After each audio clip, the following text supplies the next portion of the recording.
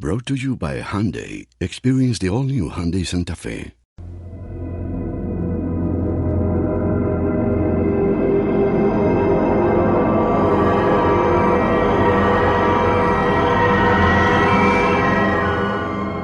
Welcome to the official Lost podcast hosted by ABC.com. We hope you all enjoyed our first official video podcast last week. And if you didn't, well, just close your eyes and it'll feel like the audio ones. In any case, we have an excellent podcast in store for everyone today. Later, executive producers Damon, Lindelof, and Carlton, Cuse will join us to discuss last week's mind-warping episode. They'll also be prepping you for this week's adventure, The Glass Ballerina, which airs Wednesday, October 11th from 9 to 10 p.m., only on ABC. First up, though, a few words from one of the show's newest additions, actress Elizabeth Mitchell.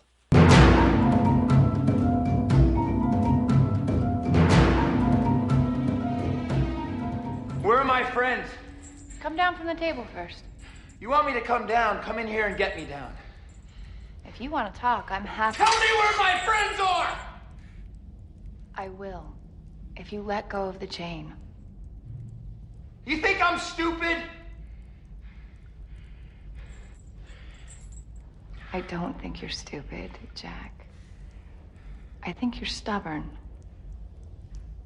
While many out there may or may not know of actress Elizabeth Mitchell, she's been around for a while and has made quite a name for herself.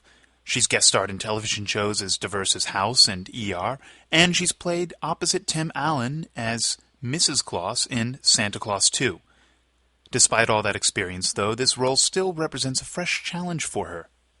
My character's name is Juliet, and she's one of the others. And she's fairly mysterious still to everyone else, especially in the first episode.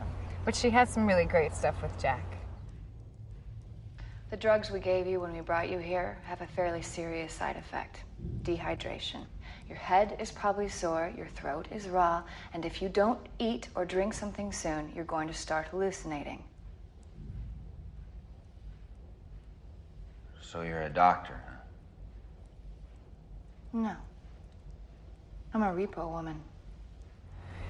It's probably one of the more difficult women that I've ever had a chance to play. She has so many different layers. I mean, in my way of thinking, she's not necessarily the bad guy. She's not necessarily the good guy. And I think that's what this show strikes the chord in, is that these people, there's so much going on. There's so many layers. And you don't get a chance to do that all the time.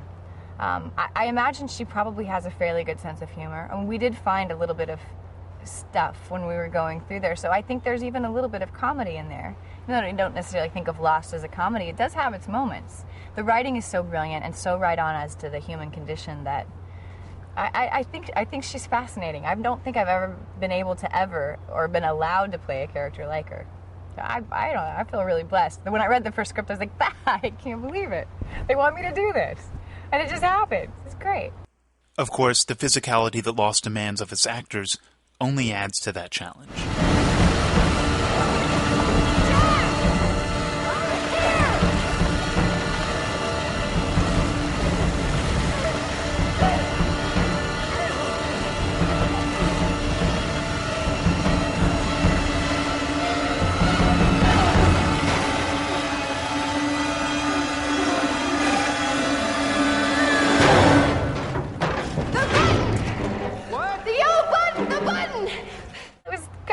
Because they basically set it up and then they're like, okay, so then you're going to swim through the rapids and grab onto the door and then it's going to take you away. And I was like, okay. My heart starts to beat. I was like, it was wonderful. It was so much fun. I mean, I do swim, so I can swim. Hopefully it looks all right. See, now if you watch it and you're like, yeah, come on. But there's something wonderful about stunts because there's really no acting. I mean, you are fairly terrified and you are trying to make it work and your heart is going a million miles a minute. And I get to grab Jack, which is fun. It's nice to save people. As any actor will tell you, joining a show midstream is tough, especially if you've been a fan for a long time. Yeah, I was. I watched it from the very beginning, actually. It actually happens a lot that you come on and you already know everybody. They're like, hi, I'm, Matt, or I'm so-and-so, and you're like, yeah, I know. But it's interesting. I don't have the urge to call everyone by their character name, although I do know their characters' names. It's not usually confused in my head. What I really enjoyed was the fact that everybody was so kind. That was surprising to me. That you would have a cast this big and that you don't have any prima donnas or anyone being essentially difficult. You really just have a group of hardworking actors. Even as big as it's gotten, you still have a group of hardworking actors. That's nice. While Elizabeth Mitchell may be a fan, we've yet to see a fan question from her. You all, on the other hand, are very good at submitting questions. Here now to answer a few of them are executive producers Damon Lindelof and Carlton Cuse.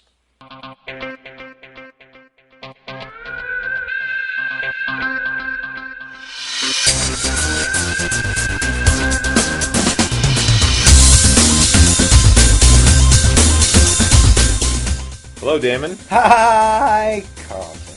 And welcome to our Season 3 inaugural audio podcast. I like that there's now a difference between the video. We're moving on up.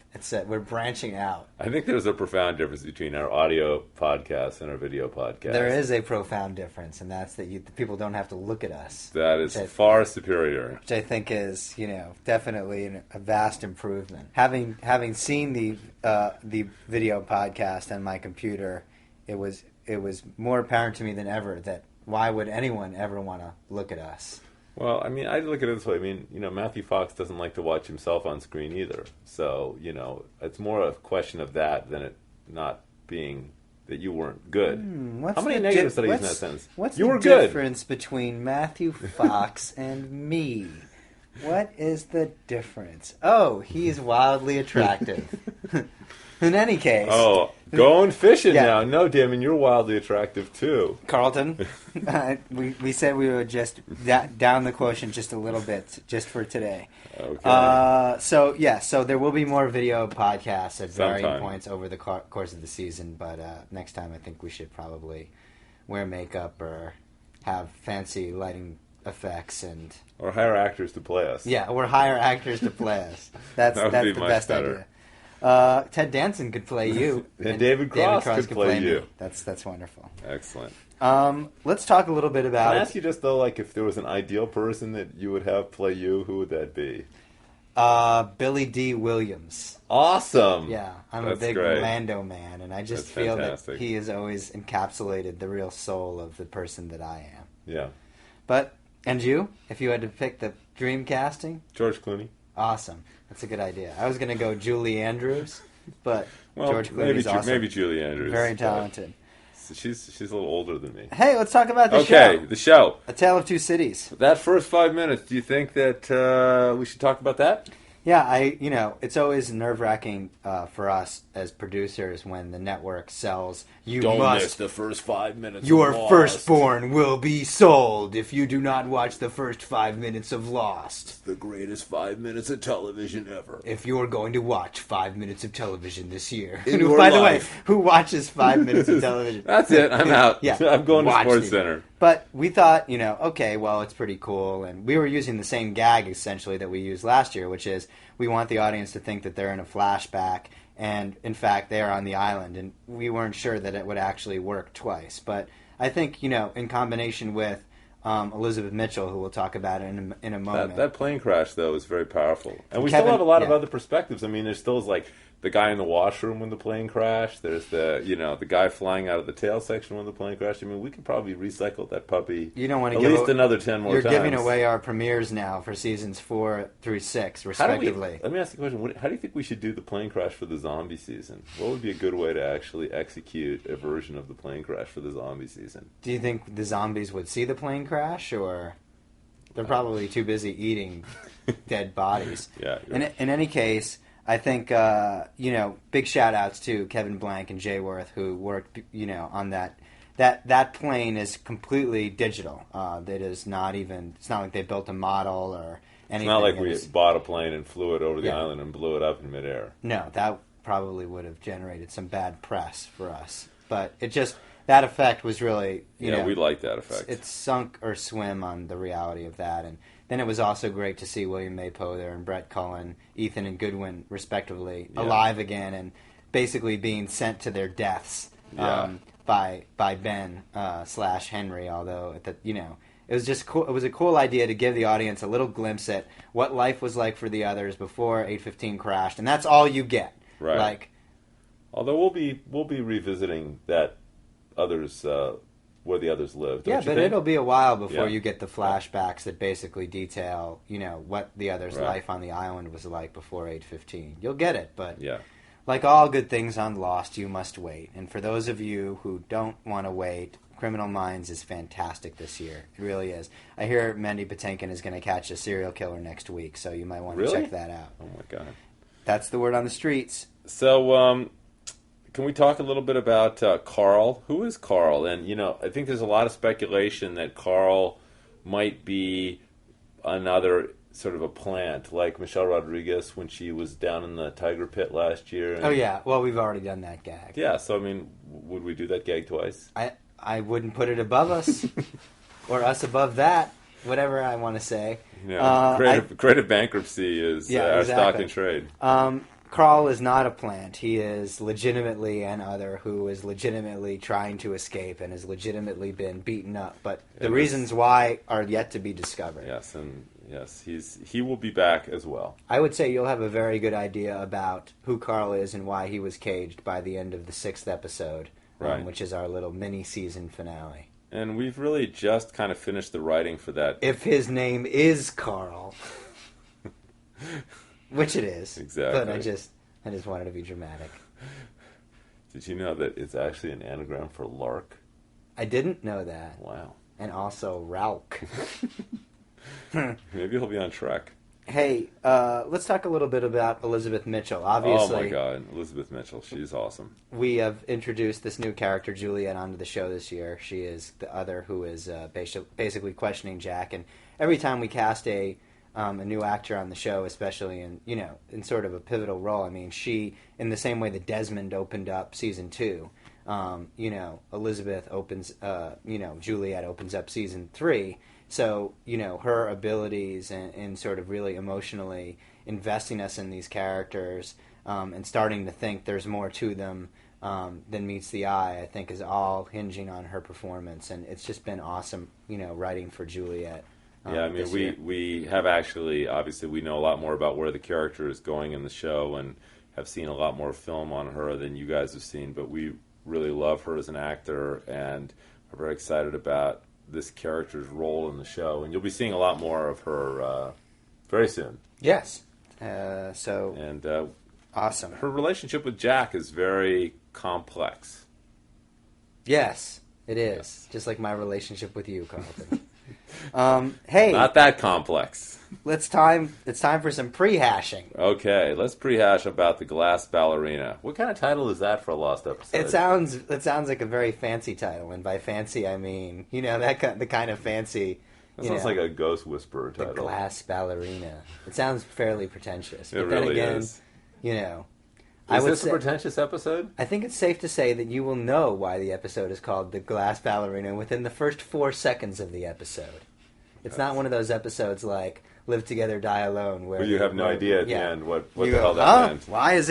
Why is it called Solitary or Collision? Wow. But this is a literal Sun and Jin flashback story. Could you be any more excited about that?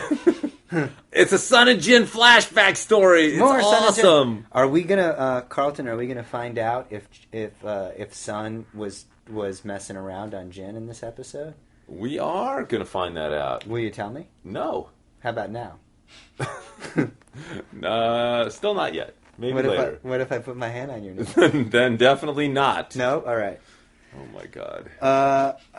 What are there any other hints? So basically, it's just going to be Sun and Jin and Saeed, and we're not going to see any more of the Kate Sawyer Jack exploits. I mean, come on, how can we go away from that captivity story? That was so good last week, and there's more to that story in this week's episode too. What about Locke and Desmond and Mr. Echo? What about those guys? Nope. Not this week? Not this week. I want to find out about them, though. Next week. But Desmond turned that key, and there was a big purple light in the sky, and... I know. There's really, just a little patience. Why are you withholding that from me? Because we're trying to make the show like Twin Peaks this year. Oh, excellent. Well, good. Good to know. Hey, it's time for fan questions. Play the music, Chris. Woo! Okay. Awesome. All right. You want to go first? Yes, I do. Okay. My first question, Carlton, Yes, Damon. is from Rose's War. Wow. And her subject is Ms. Clue. I was just wondering where the fine sister, Ms. Clue, was hiding in last night's episode. I'm sure she'll pop up later, but she was a prominent character in the season finale, but was nowhere to be seen in the season premiere. Yeah, well, that's kind of unfortunate. But Miss Clue will be back at a certain point this season. There are a lot of others, and we're basically introducing the audience to some of the other characters. Would you say, Carlton, that not all of the others are there in this little zoo enclosure that Kate and Sawyer and Jack seem to be being kept in? Is that a leading question? I don't know. I think it is, and I would say yes. That would be a fair assessment. Not all the others are in the Hydra Station. So we call it the Hydra Station. Everybody knows the Hydra Station. So I can conclude from this answer that you would in fact say that there are others. There are others in other places. Maybe in season 4. Wow. That would be a song. We should have somebody. If you want to write that as a song and send it in to us, please do. It sounds like a Cat There are Stevens others song. in other places. I think that season 4 should be the season about the others. And if we like your song, we'll play it on our podcast. No, we won't. Yes, we will. Okay. Okay. All right, Damon, my turn here. Please. Are the producers, that would be you and me, going to have podcasts like did last year? Or is it just going to be a video podcast this year? I really enjoyed listening to the podcast on my iPod at work, but if they have a video podcast, I can't get that on my iPod. So are there going to be audio podcasts this year? I think that's a very polite way of that person. Who's that from? That would be from Dom Fan 324. Okay, Dom Monahan. First off, you don't have to disguise your name. And secondly, if you don't want to see us, you can just say it. Our feelings won't be hurt. But yeah, obviously, if you're listening to this on your iPod, the answer is your question is answered, or your answer is questioned. Either or, whatever works for you. Exactly. All right, Carlton. This is from Dickie Crickets. And the question is, are the others Canadians? A Canadian friend of mine noted that whenever you find out about an other, they happen to mention they are from Canada. Is this coincidence or what? Will we find out this season if the others are from Canada? Does Canada have some vast secret island for experimentation on other cultures? What's the deal with Canada?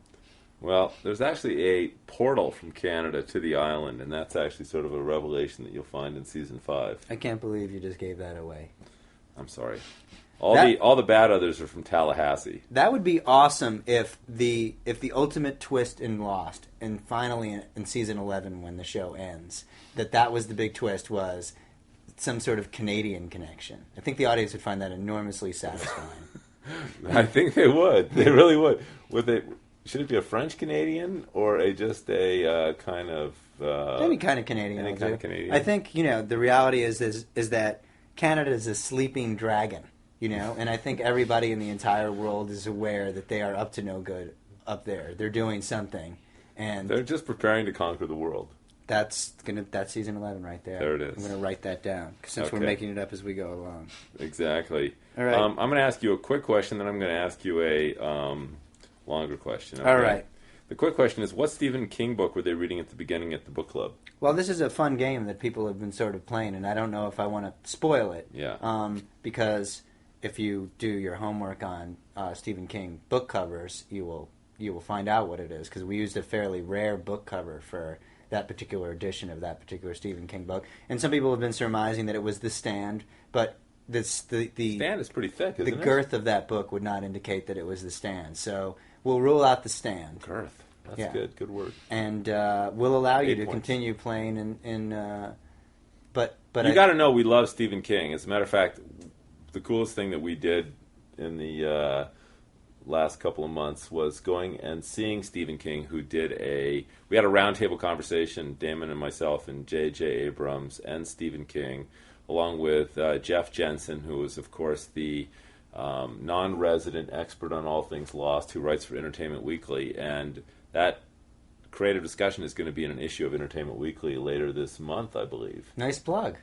Well, I'm excited to read it myself. I can't remember what we said, but it was so cool at the time. There wasn't really a round table there either, although I guess it was a round table discussion. And we went and saw a movie with them, which was We very went and cool. saw a horror movie with Stephen King. Yeah. I mean, how iconic is that? That was just the greatest thing ever. Here's a hint for you, actually. We won't tell you what horror movie we saw, but during that horror movie, there was a shot in it, or a moment, where Stephen King turned to us and basically said, "Hey, this is just like my book, blank," and that's the book that we used in the opening. In the opening. Right. So, if you've seen that horror movie, which came out about a month ago, that we saw with Stephen King, you'll then know what the book was. Here's another clue. During the movie, he also turned to us and said, "That's what my leg looked like after the accident." Oh yeah, that's right. Which was... That's not really a clue. That's just sort of a... Well, it's a clue as to what the movie was. Oh, yes, exactly. Yeah. It was great. It was awesome. So, anyway... Here's another clue. The movie was not The Covenant. Is that the one with the 4 guys and they, have magic powers? Oh, yeah, the guys. Yeah, that was It was cool. not that movie. But, did those guys light stuff up with their eyes? Because if there's any movie that does that, I want to see. Thanks for sharing. Hey, Carlton, when I didn't get to ask you the other part of my question. Oh, okay, shoot. Let me just finish. Yes. After reviewing the hospital scene several times, I'm very certain that the patient lying in the hospital bed was Zeke. In addition, the Asian man that released Jack from his jail cell is the same Asian man at the book club meeting. Damon and Carlton, are these hidden Lost Connection Easter eggs? No. Okay. Carlton, when Juliet picks up the Talking Heads album, Speaking in Tongues, and puts it in the CD player, why does Petula Clark's Downtown start playing and not the Talking Heads? I used my TiVo to see the name of the album. If you were to go through my CD collection and open the covers of my CDs, you would find that many of them contained CDs that were not on the cover. Here's the problem. You get in your car and you put CDs into your CD changer, but the one that you pop out, what do you do with it? Well, you stick it in the box, the jewel box of the one that you're putting in. So, I just, took out a Jack Johnson CD, put in the new Bob Dylan CD in my car. So now I have a Bob Dylan CD case that's got a Jack Johnson CD in it. It sounds to me like you just changed the song at the 11th hour and expected nobody to notice. Well, I didn't say we didn't do that either. Oh, right. But for those of you who really care... Yeah, the Talking Heads song. She put it in the wrong. Yeah. Yeah. Yeah. Wasn't. No. Right. Okay. All right. So that's all my questions. All right. Well, I have one more for you. Oh. This is actually a good one. Oh wait, for yeah. you, Damon. Okay. And I'm sorry, I didn't give proper credit back here for Ladies Love Sawyer. That was the poster who reviewed the. Found the Asian Man connection, and then the Stephen King question was asked by Joe Sculptor. Yes, and DX King MTM 11 asked the Talking Heads question, which elicited your jewel case response. Thank you. I actually want to do something a little fun with you now, Carlton. For your final question, okay. By There Is No Spoon J. They're basically it's unsolved podcast mysteries. Here is the question. Awesome. Hey guys, here are some unsolved podcast mysteries I expect you to shed some light on. And I felt since we never answer any mysteries on the show, it might be nice to burn off these here with very succinct 1-sentence answers. Okay. That I will ask you, and you will respond. So the first question is, what's the cross you had in your past? You teased that in a podcast and mentioned a photograph, but never told us. We had a cross that took place 15 or 17, 18 years ago, and it's coming up in a video podcast. Chris, when is that going to be on? Soon. Nice tease. Carlton, why does the city of Tallahassee hate you? I don't know why they hate us, but they hate us, so we deservedly are hating them back. Wow, there's a real feud here. I like there that. is. Carlton, what happened in Damon's bar mitzvah? Remember that from the podcast where I said that was sort of my worst fear. That's what I would see if the monster confronted me. Yeah. That's what there would be flashes of. Well, I think you have to tell us, don't you? I unfortunately didn't attend your bar mitzvah. I think what happened in Damon's bar mitzvah. The answer to the mystery is Damon's bar mitzvah. That is the answer. That in and of itself was enough of a horror. The sheer fact that it occurred is pretty much all there is to it. Next question. Who is that on the phone ringing in the back every frickin' time? God knows. I mean, we've relocated for this podcast to Damon's office. Where no one ever calls. And the phone is not ringing in here. Yeah. Thanks. And finally, does Carlton own a tomato farm? No, but I love tomatoes, and Damon hates tomatoes. It's actually one of the few things that really differentiates us. It does. If you ever couldn't tell the difference between Carlton and I, you need only offer a plate of tomatoes. And therefore, the person who takes the tomatoes is Carlton, and the one who doesn't is the lunch order. me. It's always like, I'm adding tomatoes, and Damon's like, no tomatoes. I have to read this part because... Yes. Plus, my friend Raven has a theory that Damon's pants are actually those strippers' pants that come off super quick. Any truth to that? And to that, I have one response, which is... Ah! Well, she wanted to know, and there you have it. Oh, well, thank you. It's chilly in here. Thank you. See you next week. In all the right ways. All right. Bye. Bye, guys. That brings us to the end of this podcast. Be sure to check out abc.com where you can submit your own fan questions. And if you missed the season premiere, you can also stream it there for free. Just go to lost.abc.com. Further Instructions airs Wednesday, October 11th from 9 to 10:01 p.m. Only on ABC.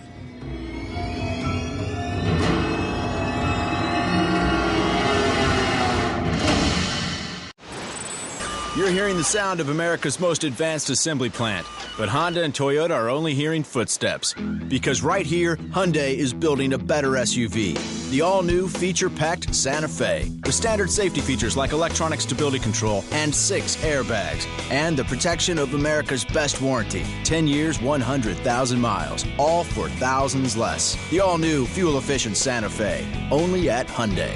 See dealer for limited warranty details. Safety belt should always be worn.